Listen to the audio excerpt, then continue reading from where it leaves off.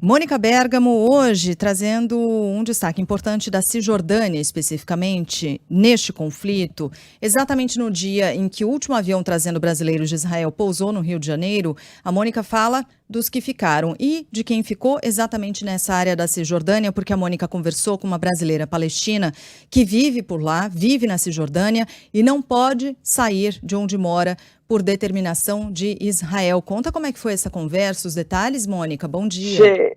Bom dia, Sheila. Ontem eu conversei longamente com ela e conversei com ela hoje cedo também para perguntar como que estavam as coisas lá hoje cedo, para a gente atualizar aqui. Ela falou o seguinte, que a situação é muito tensa. A gente lembra muito pouco, né, dos palestinos que vivem na Cisjordânia. Por quê? Porque tinham brasileiros em Israel, né, onde teve um atentado terrorista, eles tinham que chegar aqui para o Brasil, vários aviões decolando com muitos brasileiros, então a gente acompanhou a história de todos eles, até animais de estimação vindo.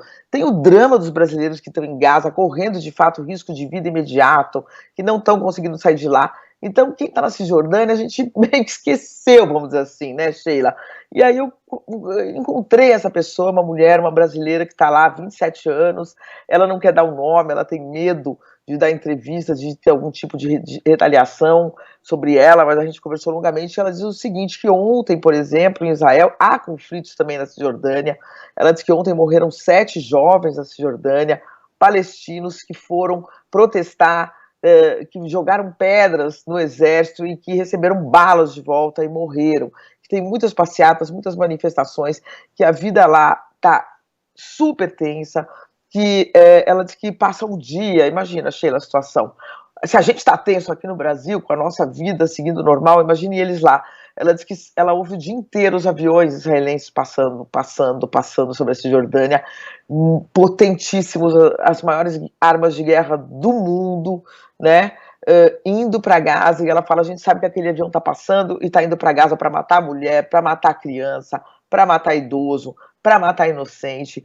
Diz que a angústia foi enorme com a visita do Biden a Israel, porque ela vê de uma forma totalmente diferente. Ela fala, o Biden veio aqui e justamente para dar licença para seguirem matando criança, matando mulher, matando idoso, matando quem não tem a menor chance de se defender e de sobreviver. Ela diz que Israel determinou o bloqueio de todas as cidades da Cisjordânia, então ela está em Ramallah e não consegue sair de Ramallah, é como se a gente estivesse num bairro de São Paulo e não pudesse sair, de jeito nenhum.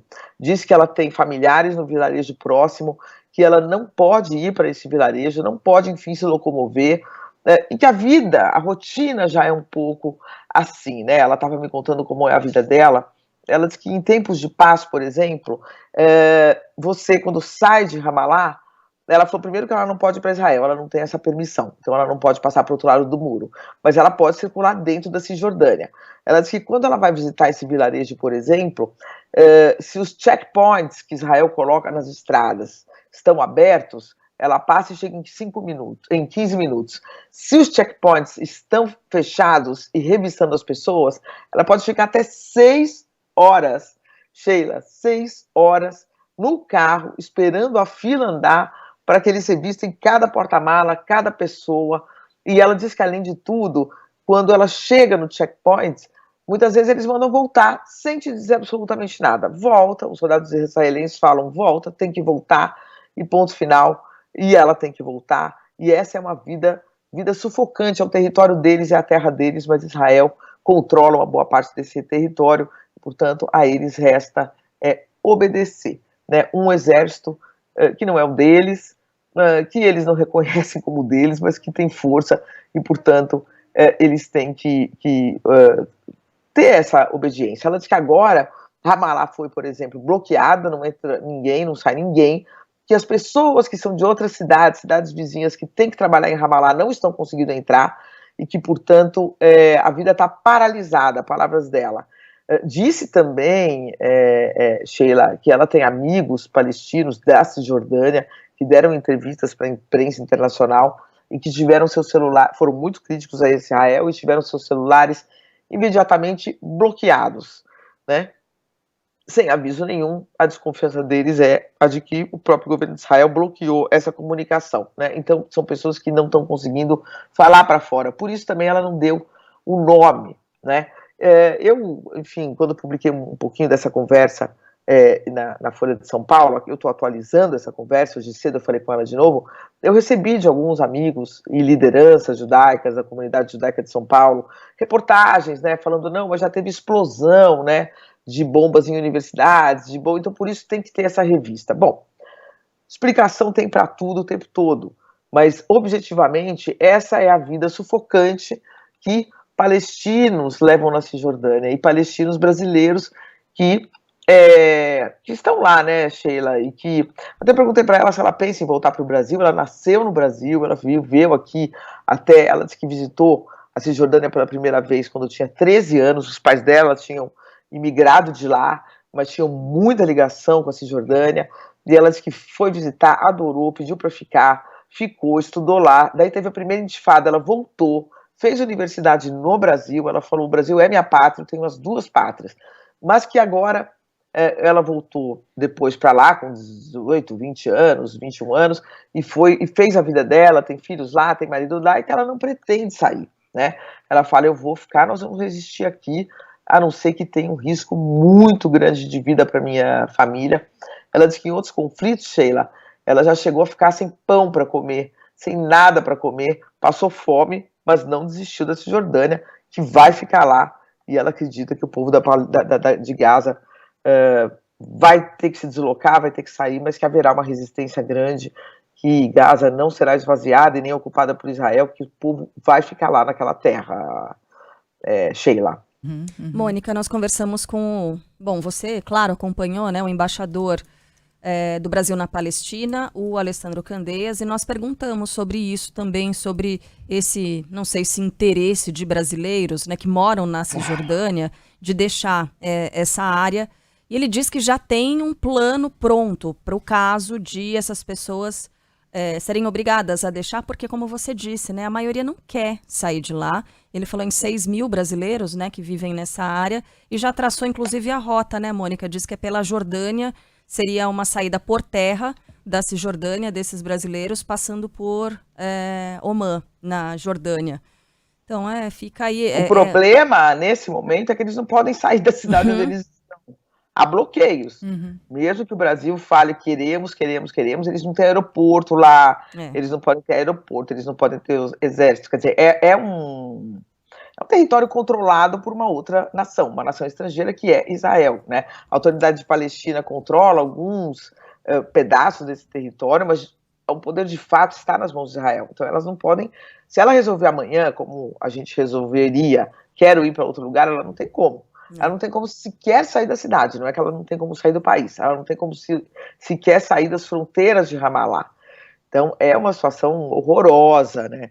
Quer dizer, é o que eu digo, por mais que se tenham justificativas, explicações, como é que a gente tem que entender um lado, entender o outro, objetivamente, o que acontece é uma rotina de humilhações, né?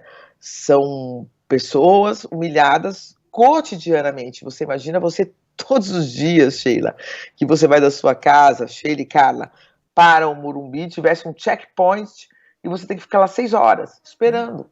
Depois, para voltar, talvez você tenha que ficar 6 horas.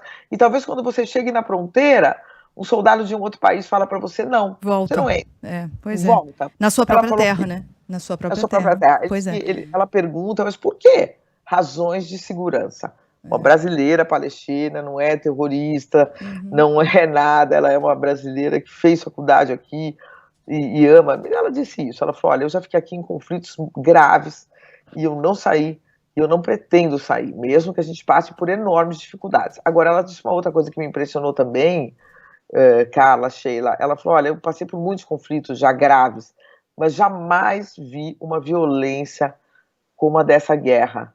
De fato, essa é a mais violenta de todos, e aí seguramente pelo fato já explicado e já falado por analistas, né, de que pela primeira vez houve um ataque dentro do território de Israel, né, eles conseguiram, os terroristas, o Hamas conseguiu entrar no território de Israel e atacar Israel dentro da sua terra, né, no geral os conflitos acontecem quando há conflitos na terra dos árabes, e dessa vez eles entraram em Israel, então, enfim, sabia-se que a reação ia ser muito violenta, mas ela disse que está sendo muito acima do que eles imaginavam, e que é super aflitivo, porque ela diz, você ouve o barulho do avião passando em cima da sua casa e você sabe, e olha, e vê aquele avião no céu, indo para Gaza matar as pessoas, né?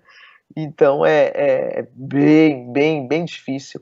Você imagina o estresse de passar o dia ouvindo esses ruídos, né, Sheila, Carla, e sabendo que dali você não pode sair, embora ela não queira sair, ela não tem sequer o direito de sair, né? A possibilidade, o direito ela tem, mas na prática ela não tem. É isso, e com as tensões crescendo bastante, né? Importante lembrar e esclarecer para o nosso ouvinte que eventualmente não conhece, não sabe, no lado da Cisjordânia, a Autoridade Nacional Palestina, muito enfraquecida, ao Fatah. O Fatah, diferentemente do Hamas, reconhece a existência do Estado de Israel, reconhece Israel, o Hamas rejeita o Estado de Israel, portanto, a visão em relação a Israel é distinta, mas tem um controle do próprio exército da polícia de Israel na Cisjordânia. Acabou de sair aqui informação, Israel confirmando ter prendido 524 pessoas na Cisjordânia desde o começo dessa guerra, nessas tensões. Saiu agora há pouquinho. Segundo Israel, as Forças Armadas de Israel, dos 524 presos na Cisjordânia,